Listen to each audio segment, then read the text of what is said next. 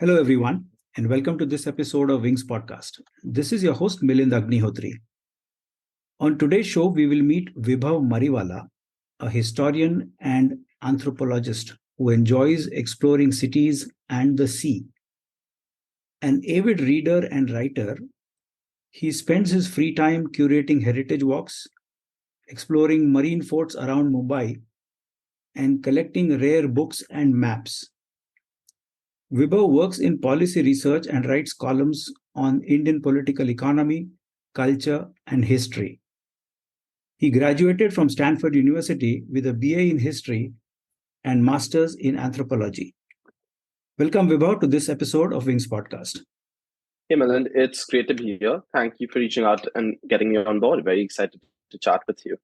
Same here. Likewise, Vibhav. I know that you are born and raised in an environment steeped in fundamental sciences of physics and chemistry.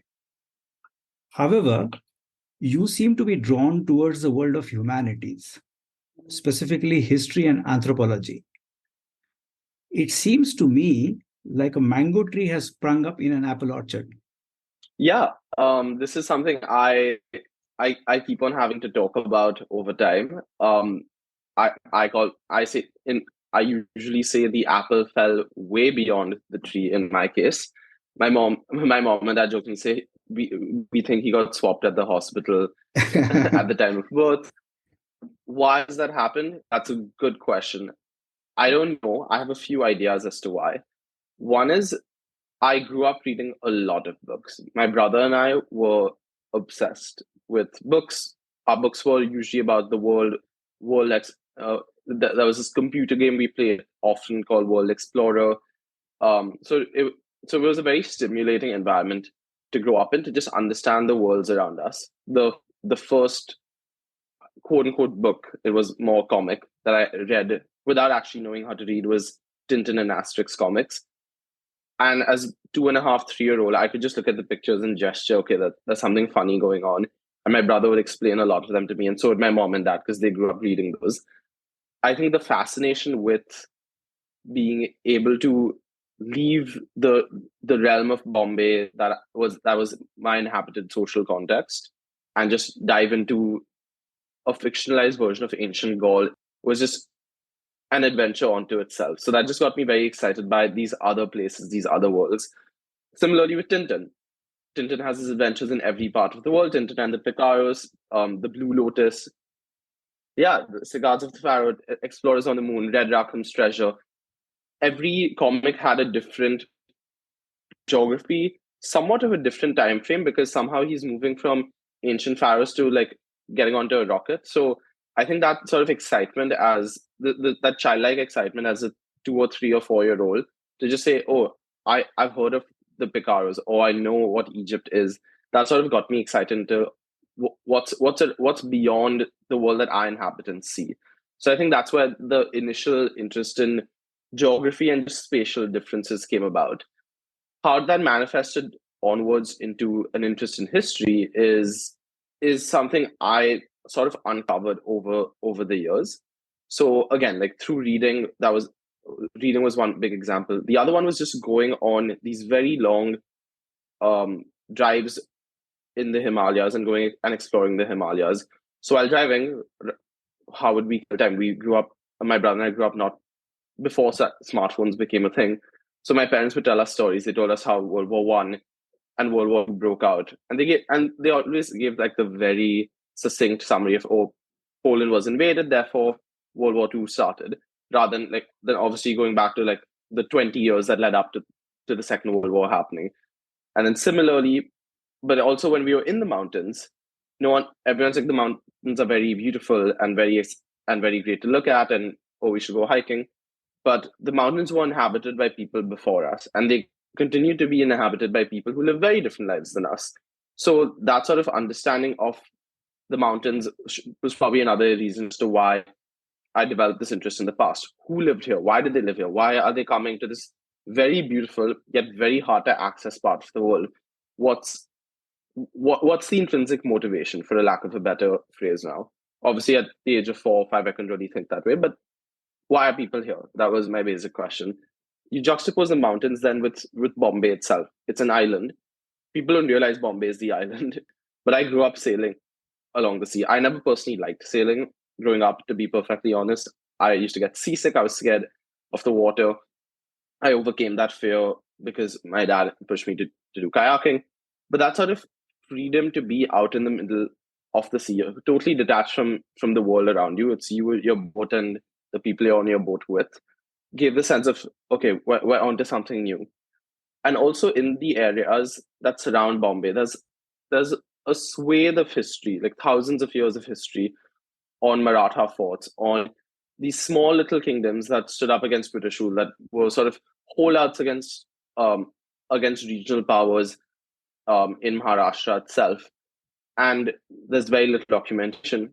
So if you stumble onto a fort, there's this sort of childlike wonder of, wait, there was something really cool here, but no one seems to know what it's about, or anyone who does has a 2-line sentence.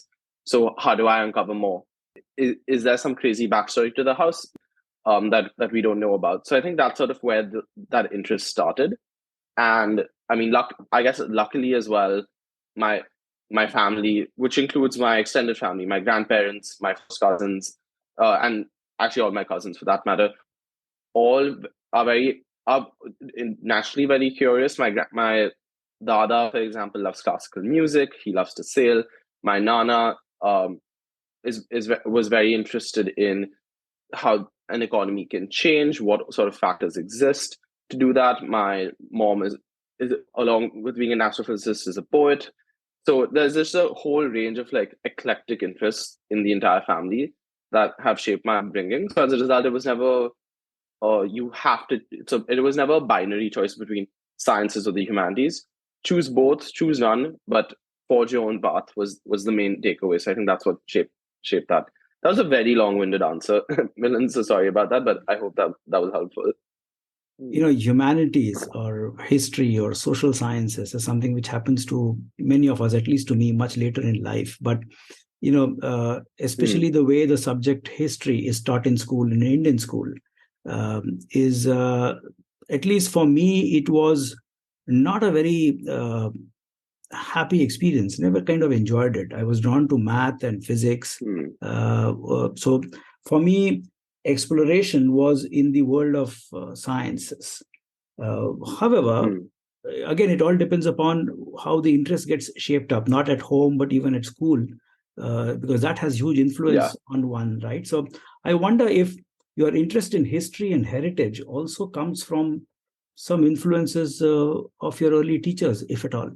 Yes, I was about to delve into that. The second you said that you were interested in maths and science in school and not history, I was very lucky to have an outstanding set of teachers in primary, secondary, and even in high school that sort of nurtured this inherent interest in me and allowed me to go a bit, for a lack of a better word, they just gave me full free reign to do my own little investigation into any topic that we were talking about, whether it was in junior school and we had these annual class projects. I would always end up writing about the context or the history behind what we were doing. I remember, I think in one year we had a project on West Bengal, if I'm not mistaken. So the first question I asked was, why is it called West Bengal? Where is East Bengal? Not knowing that Bangladesh was East Bengal. So that's a very like small junior school level question. What happened was the transition from junior school to middle school also allowed me to up my reading, and one very interesting and hilarious collection of books called Horrible Histories had just come out around then. Maybe they came out before, I don't know, but I used to read those. I used to read those the way you can just like pop a biscuit without even realizing you've eaten a whole packet at one go, because they were really funny. They had these cartoons. They had enough of text to sort of give you proper grounding, but the cartoon sort of captured the essence of the moment. So whether it was something as ridiculous as some Visigoths and some Anglican soldiers fighting with each other, to like Egyptian pharaohs just complaining about being buried with too many things and how that takes too long. So sort of just taking a satirical twist on some very important historical moments in each collection. And when I juxtapose those with some of my social studies assignments in school, it was just this really fun engaging way to learn more about the world. So I remember very distinctly, I think I still have it, in sixth standard, my social studies teacher made us do two big projects, one on the Greeks, one on the Romans. And we had to cover everything, like what was life like, how did women live, what was the difference in political systems, Greece versus Sparta. We had a little bit of text, but I was always encouraged to go to the library more. I was always told, yes, here's the tentative like page range, but you can always go more. And I was sort of encouraged to like just go gung ho with it. So I had this handwritten 20-page project, which in sixth standard was quite a bit. But my social studies teacher never like chided me for trying to go above and beyond. He was very much of the opinion that you're in the sixth standard, just let your creativity run loose, because that's the only way you can encourage an interest. This is what he told me years later when I asked him about it, when I decided to study history at college. But this is what he told me, 8 years since then. So yeah, I was very lucky in junior and middle school to have that sort of support. And then when it came to senior school, my history teacher in particular was till day one of the best teachers I've had in my entire life. She just knew how to make the past come alive. And I think that goes to the first point of this sort of innate curiosity about there's a world that's different than us. Why is it so different?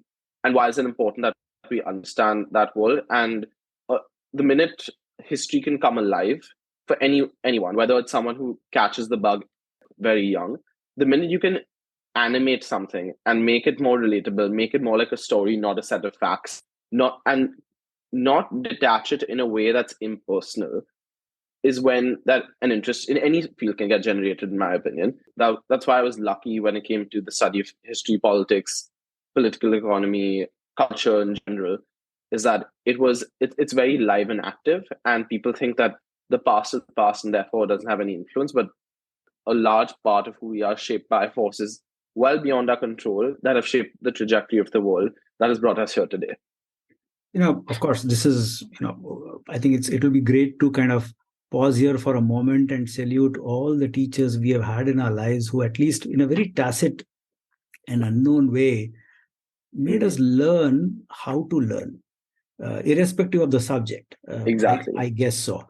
But then if we cut to 2023, Vibhav, in today's reality, I mean, at least when I look around, the world is moving now in the other direction. Just about every nation, and the P word, the polarization word, is like hitting us at our face, and everybody is trying to go back to their ancient past and reclaim that, as saying that it was then we were a great race, and let's go and reclaim that.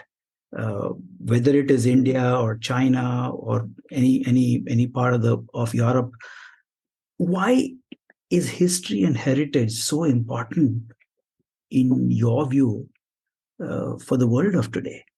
And I won't ask you the downside, but I'll actually ask you the upside. So just so I understand your question correctly, your question is, why are people today harping on a lot about the past? And typically people think this polarization, this desire to say we need to go back to our roots with negative connotations. You're asking me if there's a positive side to it. How is this relevant? Interest? How is this conversation relevant today? So I can give you my very skeptical view on it, and I can give you my very 1% optimistic view on it. So I'll give you my skepticism first, and then I'll end it with a slightly positive note. My skepticism here is, take everything I say with multiple grains of salt. It's a very broad brush argument. Because the past is so distant from us, for one, and also because people don't study the past through rigorous methods, right?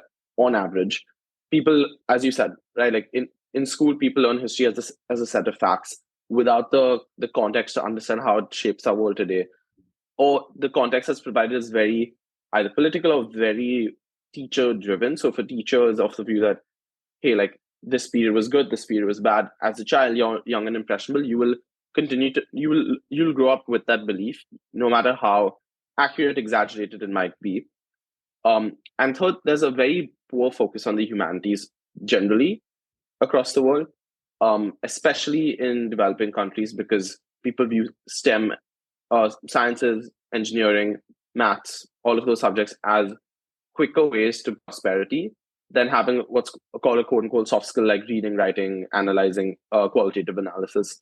So I think that trifecta of, just to reiterate one more time, poor focus on the humanities, a lack of general understanding of them, the heavy influence, the fact that there's not a single quote unquote source of truth in the humanities, which in turn leads to potential biases, that leads to this, what I would call a very potent combination of false truths, mixed nostalgia, and easily manipulative narratives that sort of allow for people to discard rational thinking and basic source analysis in forming opinions about the past. So, and this is not like whether it's happening now in 2023, whether it happened in 2000, whether this happened in 1980. This has happened throughout time as a way for political actors to sort of whip up sentiments, whip up nationalism for sometimes good causes, sometimes for bad causes. It's not new. I think the issue now is fringe voices, conspiracy theory voices get more dominance in the ways we interact with the world through social media compared to a traditional historian who has been through the rigor of source analysis and has created original research. So now you have a situation where you can easily send a WhatsApp forward and that becomes history. Whether it's today, you can say, okay, people saying Nehru was terrible for India, or whether it's Gandhi was like this, or whether it can all be sent through WhatsApp forwards. And no one's going to sit and fact check because no one has the patience to do it anymore because our phones are at our disposal. We see one message, we see 5 other messages, we get distracted in that, we forget what we were actually talking about, but the WhatsApp forward can stay. So I think that's a very frightening prospect.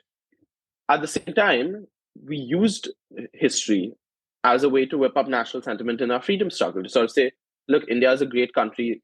British colonialism has been an important reason as to why we've lost our prosperity, and therefore we need to reclaim our past glory, and the way to do that is to get the British out of India. The British need to quit India, and as a result, we had one of the truly most successful anti-colonial struggles that did not require violence. Intent behind political actors matters the most, and I'm of the view that right now, because it's so, people are very unhappy with the systems that exist today. The fact that the world is very unequal, the pandemic has really exacerbated tensions across different societies in the world. It can become a very easy whipping tool to use to sort of divert attention from the fact that there are structural problems today that we don't deal with.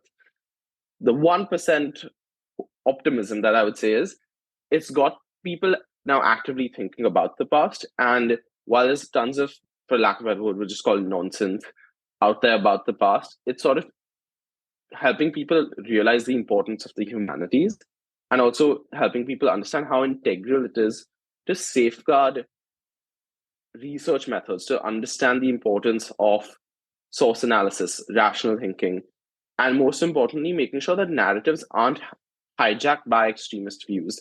So I think that's when the one sort of optimistic thing there is, that people are realizing that facts that we grew up with, facts that have shaped our national and regional and local and self identities, are identities worth fighting for, not something that we just take for granted. And that sort of fight to preserve is coming back, which I think is good, because that means people realize the importance of culture and cultural tools and history in weaponizing people and people's opinions. Glad you brought this up about the WhatsApp University, where even one line that gets stated there becomes the current reality and the current truth, and people have probably lost the efforts to go into the details. In fact, I loved, I've read a couple of your articles, and one of them I kind of loved was something you wrote in 2021 titled "Don't Blame Nehru's Socialism for Air India's Fate. Read the 1944 Bombay Plan first." And I like kind of what you said there is, I'm quoting you there, is where you say that insisting that Nehruvian socialism was the cause for India's economic ills without acknowledging the political and economic context of post-independence India reflects an incomplete understanding of India's formative years after independence. So, what I gather from these lines of yours is you are, through your research work and articles and columns that you write, seem to be putting out an invitation that don't helicopter yourself to the top of the mountain and get to know what's there within no time, but go through the grind of Mhm. climbing up the hill and having that entire year, 6-7 hour hike experience and discover for yourself is the message I'm hearing from you. Exactly. I think, and I think with it again, right? Like, it's easy to have catchy narratives today. That's what sells at the end of the day. Like, I just think it's integral to realize that every situation, every context you're in has far more depth than what is told to you. There is an immense amount of effort that goes behind every sort of act of creation that takes place that people don't realize. There's a whole behind the scenes operation, but everyone just looks at the end result. And similarly, in the case of this Air India issue, what really got me disappointed is that for so many people that grew up in the 60s, 70s, 80s, 90s, is that yes, India was in a very different place than it is today. You can't reduce all of the problems down to one human, one economic policy. There were far more factors at play. And people either don't want to listen to it because once people are entrenched in their views, they tend not to want to override their beliefs. And also just human nature. Human nature is very much like once you've asserted yourself publicly, you cannot go back on it because it looks very bad. You look foolish. You look ignorant, so on. So my point here was not to disparage people's opinions, but just to say, guys, there is a lot more literature out here that we don't talk about, we don't learn about, and you can't make a catch-all statement saying because of socialism, Air India went to shit. No, you can't. It's how an airline is run determines how the output of an airline, not a political decision that was, which by the way was supported by the same people that created the airline. If you read the article, we can put in the show notes if people are interested. But that was my entire point. You similarly, when it comes to lauding someone's success, a businessman does very well, a writer writes an outstanding book.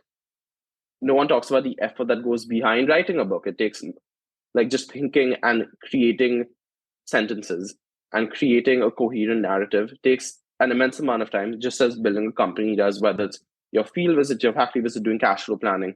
But again, the effort behind the scenes is never talked about. Just, this guy's great, this guy's bad. What happened behind? No one knows, and not as many people care, even though I think more people should.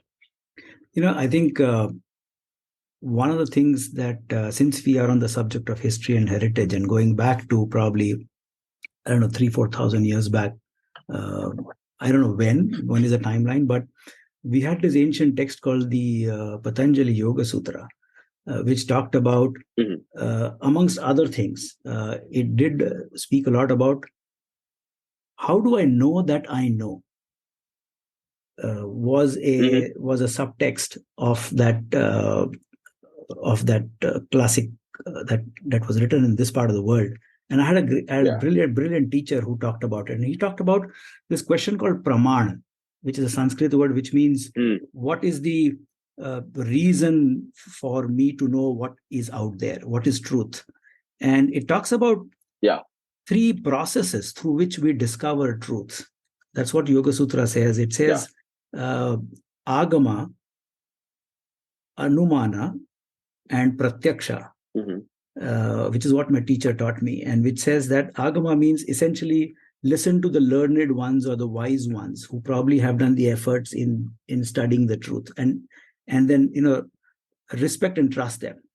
But that is not really the truth. You have to go to the next level, which is anumana, which is draw your own inferences. Don't depend on somebody else's truth.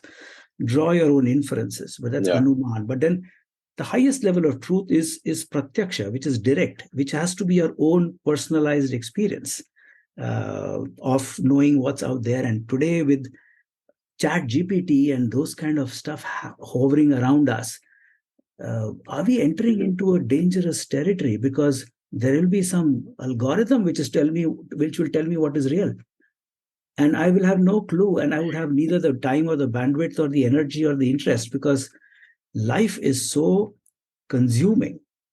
Is there a fear out there to get Yeah. lost in this AI world, then to say what is the truth? So I'm glad you brought up you brought this up, because I actually also learned the Yoga Sutras in school. I had a wonderful yoga teacher who sort of led us all down in school on our own journeys of self discovery and self reflection. And so I'm so glad you brought this up, because it always acts as an anchor whenever I'm in a moment of distress or doubt, to sort of go back to what I learned in school.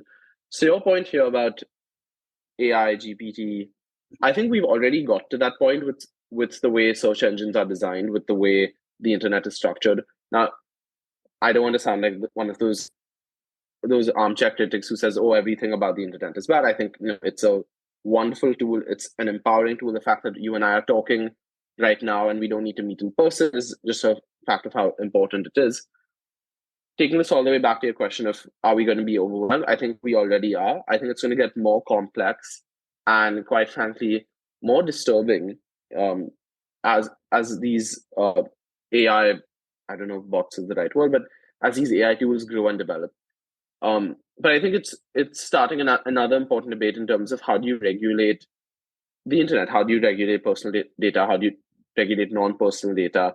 And what sort of safeguards need to exist to prevent the total capture of society by AI bots? Will we lose our ability to think? That's a big concern that people in school are raising, is kids can just put their essay prompts into chat GPT. Someone's come up with a counter algorithm, but I'm sure if someone can come up with chat GPT and an algorithm to say, oh, this is an AI bot's writing, not original writing, someone can find a way to override those. So I think that will happen. To your point about pratyaksha, direct personal experiences, then it's down to the individual user to realize that, hey, like, we are in a situation we can easily be manipulated. What can we do to prevent ourselves? Which is not a clear-cut solution, because you need to be aware that the world exists and is being manipulated around you. Maybe not manipulated, but is being influenced by these external factors that are out of your control. So therefore, how do you create that first level of digital literacy, for a lack of a better phrase, in the first place? I think that's where you need to start. You need to start right at the bottom, saying there is a world out there that can, yes, in theory, make your life very easy, but in the long run, impact your individual experience and make you dependent for the most basic task of thinking for yourself. We already do that with WhatsApp, right? We already do that with social media. Now just can get more and more complicated and harder to disentangle both. Vibhav, you work as a consultant in an organization called Artha Global. I was looking at its website in terms of who they are, and this is what I made a note of, and I'm quoting verbatim from their website. It says, Artha Global is a research, consulting, and network facilitating organization with a focus on India and Southeast Asia. Our work focuses on the structural transitions that developing countries must undergo to achieve sustainable and inclusive development. These economic, spatial, social, and technological transitions can be summarized as rural to urban, informal to formal, analog to digital, low to high productivity. Additionally, they take place against the backdrop of new imperatives like climate change, gender equity, digital rights and equity, and pandemic like shocks. We help governments build the requisite capacity to manage these transitions and the inevitable dislocations they cause in order to secure long term prosperity and social stability for citizens. Now, this is quite a mouthful for me, to be very honest. And, when I read these lines and I was asking myself, who are these guys and what are they really doing here? Instinctively and intuitively, I don't know why, but my mind went to a person by the name Dashrath Manjhi. I don't know whether you Okay. know this name. He's also known as the Mountain Man. In 2015, there was a beautiful film that came out with the same name, Hindi movie called Manji, the Mountain Man, directed by Ketan Mehta, Hmm. where Nawazuddin Siddiqui has played the role of Dashrath Manji. And the story of Dashrath Manji goes like this, that he was an Indian laborer from a small village near Gaya in the state of Bihar. Hmm. When his wife died in 1959 due to injury caused by falling from a mountain, and due to the same mountain blocking easy access to a nearby hospital in time, Dasharath Manji decided to carve a 110-meter long, 9-meter wide path through a ridge of hills using only a hammer and a chisel. And he worked laboriously for 22 years to carve out that road, which was 110-meter long, 9-meter wide. I wonder the work that you guys do in policy research at Artha Global with the vision and mission that has been stated there is akin to Dasharath Manji's work.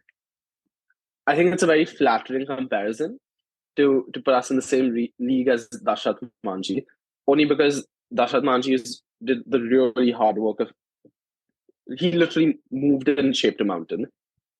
It's very flattering for you to say that. I would say we have to work against a lot of different constraints. So let's take a step back and talk about what Artha Global is, what's the mission, why it came about. So the intention behind Artha Global was, people have a lot of ideas on how the world can change, how it can be reformed, how it can be more effective. So you've got a lot of publications out there saying government should do this, the government can do that. However, you can tell the government to do whatever it wants to do. What's its motivation to adopt your solutions? One. Also, does it have the capacity and the ability to implement said things that are good for whatever issue you're talking about?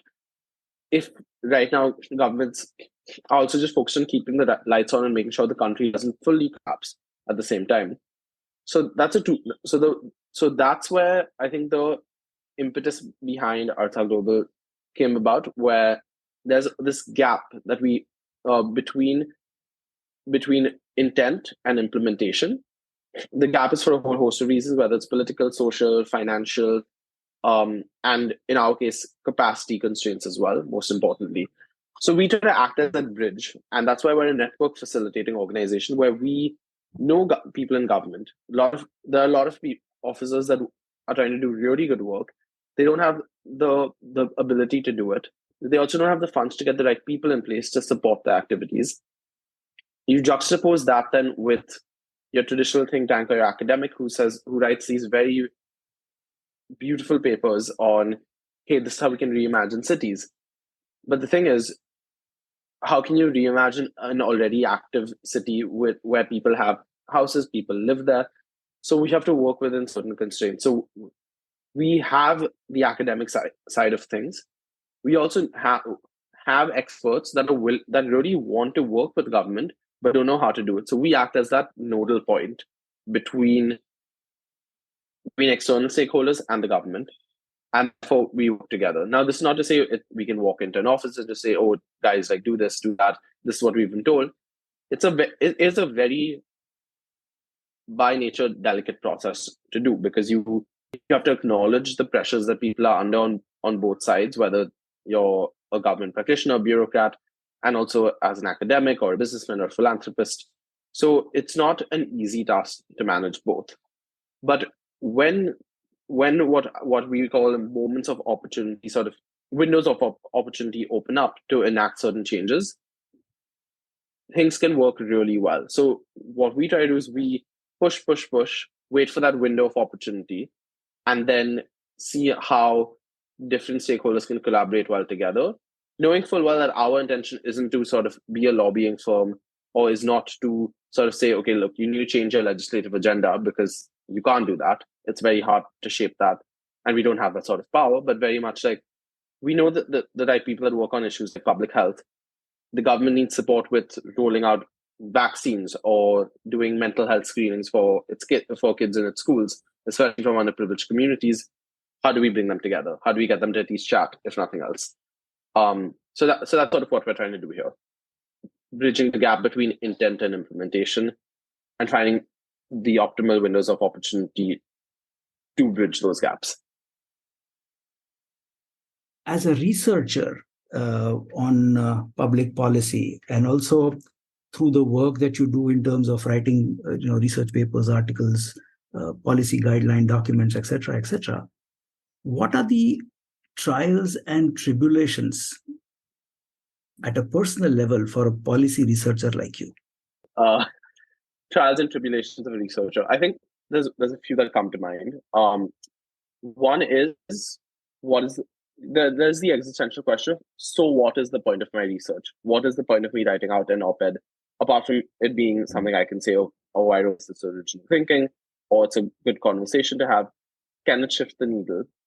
And that's very hard to quantify. You can put as many ideas out there, and the ideas are great in and of themselves because, as someone said, the world changes because of ideas. People fight for ideas, but I don't think my ideas are revolutionary enough to make that level of change. But I think as a researcher, for me at least, that's the intrinsic motivation, is to bounce and sort of reflect on the world around, tying back to our very first conversation about why the interest in the past, why the interest in heritage, why the interest in history is. How do you sort of build out your own thinking and approach to the world? It's by getting feedback, by talking to more and more people, which then can be used to do something else. So I think the trial and I guess the challenge I do face is how much change can I actually enact by sitting in my nice apartment and writing one op-ed after the other, when in reality a lot of the ideas will probably not be picked up. So I think that's always the existential challenge.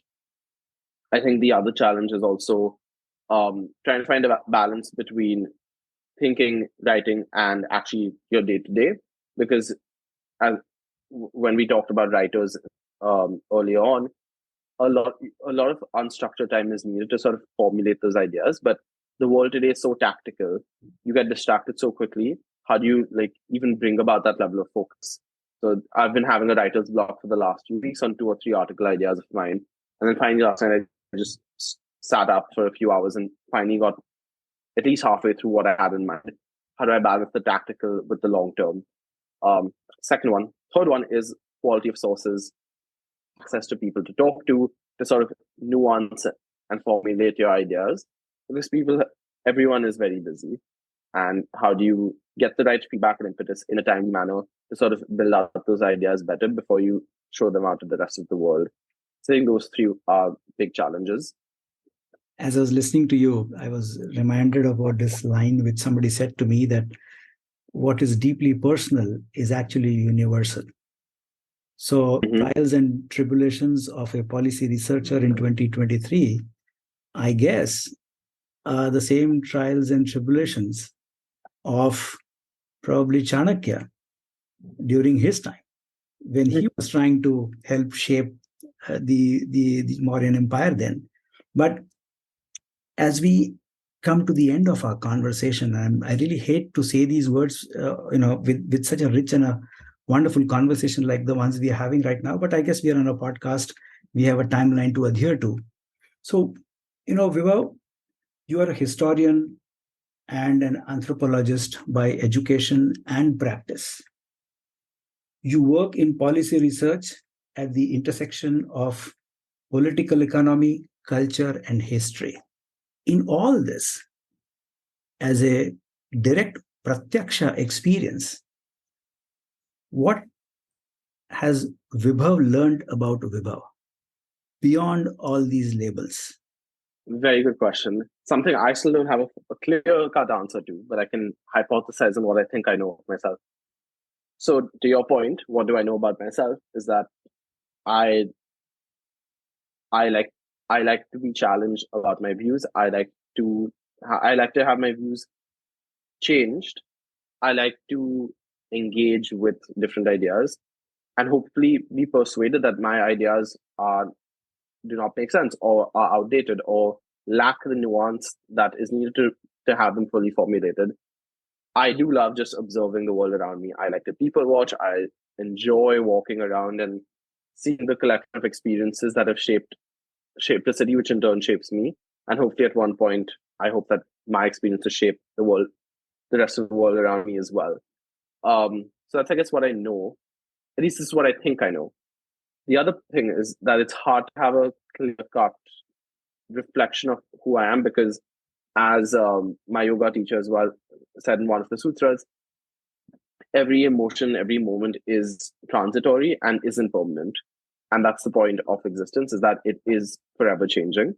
So you can be happy one day and you can be in a great mood. That happiness is temporary. So much so is being unhappy, being sad, dealing with a low moment. That's also a transitory phase. So I guess, yeah, I'm always moving along, and my ideas are transitioning from one to another, and hopefully that continues. On that note, I'm actually tempted to offer a gift to you. I'll never say no to a nice gift. So the gift is in the form of a quote, because I know you love quotes, from Richard Feynman. Mr. Feynman says, fall in love with some activity and do it. Nobody ever figures out what life is all about, and it doesn't matter. Exactly. So I guess that's where our conversation is ending, of thinking, feeling, and doing because I feel the urge to do so. Not because it matters. I don't even know whether it matters or not, but I guess this is what I am called out for. So, Vibhav, I have enjoyed every moment of this conversation. Love to hear from you. What are you thinking, feeling, saying to yourself right now?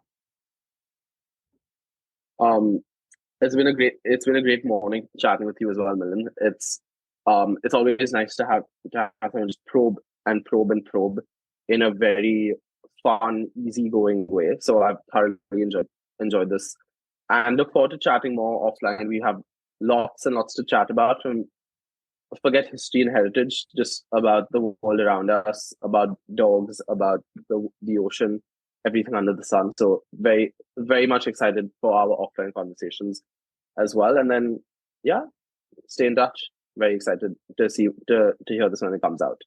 So here's a deal I wish to offer to you right now, is we will have that offline conversation on just about any and every subject under the sun, provided we are kayaking together and enjoying this conversation while we are kayaking. That's done deal on my end. We'll make it happen very soon. Let's set ourselves up for that. So wonderful, Vibhav. You take care. Thank you for your time today, my dear listeners. This is your host, Milind Agnihotri, signing off. Goodbye, take care, and stay safe.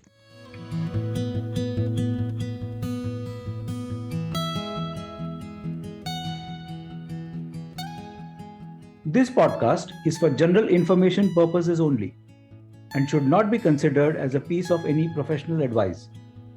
Views and opinions expressed in this podcast are those of its guest. Creators of this podcast expressly disclaim any and all liability or responsibility for any direct or indirect, consequential or other damages arising out of any individual's use of this podcast. For feedback and suggestions, please write to wingsindia75@gmail.com. Thank you.